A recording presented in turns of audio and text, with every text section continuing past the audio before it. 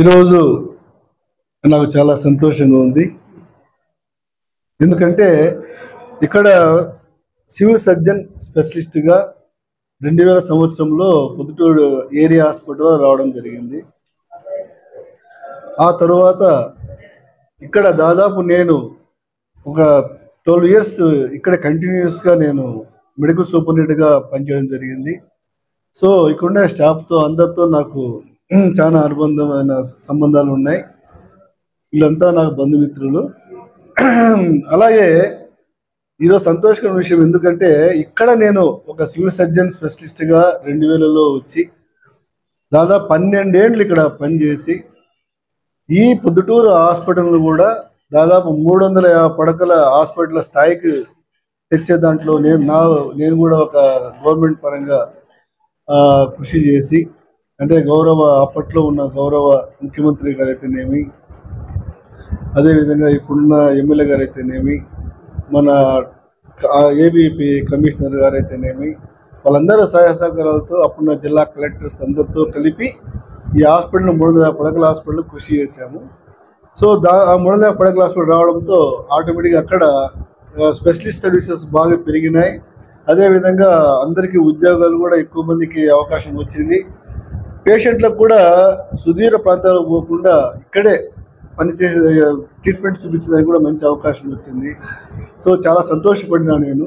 కానీ ఉద్యోగరీత్యా మళ్ళీ నేను ప్రమోషన్స్ ఇవన్నీ కూడా రావడంతో నేను ఇతర జిల్లాలకు ట్రాన్స్ఫర్ అయ్యి వెళ్ళిపోవడం జరిగింది.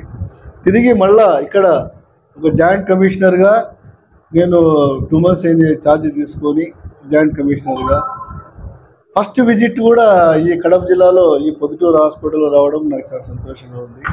ఎందుకంటే ఈరోజు మా ఫ్రెండ్ వాళ్ళ సన్ మ్యారేజ్ ఉంటే ఈరోజు సెలవు పెట్టి అయినప్పటికీ కూడా ఇక్కడ మేడం గారిని పర్మిషన్ అడగడం జరిగింది.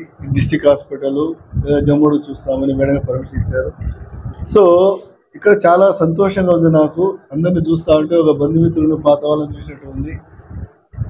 అలాగే నేను ఎప్పుడైతే హాస్పిటల్లో ఉన్నప్పుడు ఏ విధమైన పేదవానికి మంచి సౌకర్యాలు అందజేయాలా, ప్రతి ఒక్క పేషెంట్ కూడా పేదవానికి కూడా మా స్టాఫ్ ద్వారా వాళ్ళ సేవలు అందజేయాలా అనే పోరాటంలో దాదాపు 12 ఏళ్ళు మేము చేశాము. అదే పాత టీం ఉంది కాబట్టి ఇప్పుడు నేను ఒకసారి మొత్తం హాస్పిటల్లోని మొత్తం ఇన్స్పెక్ట్ చేస్తాను. ఎక్కడెక్కడైతే ఏమైతే ప్రాబ్లమ్స్ ఉన్నాయో ఐడెంటిఫై చేసి ఇక్కడుండే స్టాఫ్ కూడా దాన్ని స్ట్రెంథన్ చేసి ఆ ఫెసిలిటీస్ అన్ని కామన్ మ్యాన్కు హెల్ప్ చేసే విధంగా వీళ్ళ ద్వారా, ఎందుకంటే వీళ్ళు ఆల్మోస్ట్ అంతా బాగా పనిచేసే సిబ్బంది కాబట్టి వీళ్ళను బాగా ఎంకరేజ్ చేసి బాగా మోటివేట్ చేసి వీళ్ళని దగ్గర తీసుకుని ఆప్యాయతగా పేదవానికి కామన్ మ్యాన్ సర్వీస్ చేసే విధంగా చేస్తానన్న నమ్మకం ఉంది. అసలు గౌరవనీయులైన మన ఎమ్మెల్యే గారికి కూడా మాట ఇవ్వడం జరిగింది. ఖచ్చితంగా ఈ హాస్పిటల్ బాగా మంచి స్థాయిలో పేదవాళ్లకు మంచి స్టాఫ్ ఉన్నారు చెప్పడం జరిగింది. సో ఇక్కడ కొద్దిమంది స్పెషలిస్టులు అంటే ప్రమోషన్ పోస్ట్లో ఉన్న వాళ్ళు కొన్ని వేకెన్సీస్ ఉన్నాయి. అవన్నీ కూడా ఇప్పుడు ఫిల్ చేయడం జరుగుతుంది. కాబట్టి డాక్టర్ షార్టేజ్ కూడా చాలా మటుకు తగ్గుతుంది. అదే ఎక్విప్మెంట్ కూడా కొన్ని చోట్ల లేవంటున్నారు. అది కూడా నేను ప్రభుత్వం దృష్టిపై నేను చూస్తాను. ఎందుకంటే గౌరవ మన హెల్త్ మినిస్టర్ గారు కూడా దాదాపు మన పొద్దుటూరు మీద ఇక్కడే ఉన్నారు కాబట్టి ఆయనకు కూడా ఒక మంచి ప్రేమ ఉంది ఇక్కడ. సో ఏదైనా నేను మన ఎమ్మెల్యే గారి సహకారంతో, మన గౌరవనీయులైన మంత్రివర్యులు హెల్త్ మినిస్టర్ సహకారంతో, అదేవిధంగా మన డైరెక్టర్ మేడం సిరి మేడం సహకారంతో అన్నీ చేసి ఈ 350 పడకల హాస్పిటల్ ఫుల్ స్థాయిలో మళ్ళీ ఒక్కసారి మొత్తం హాస్పిటల్ సిబ్బందిని అయితేనేమి, ఎక్విప్మెంట్ అయితేనేమి అందరినీ బాగా సమకూర్చుకొని మంచి టీం ఉన్నారు ఇక్కడ. సో పేదవానికి మళ్ళీ మంచి న్యాయం అంటే చేస్తున్నారు మెరుగైన సేవలు. కానీ కొన్ని ప్రమోషన్ పోస్టులలో ఆడ కొన్ని స్పెషలిస్ట్ షార్టేజ్ ఉంది కాబట్టి ఇబ్బందిగా ఉంది. అది కూడా త్వరలో మేము 1 month లోపలే ఫిల్అప్ చేస్తున్నాం అవి కూడా.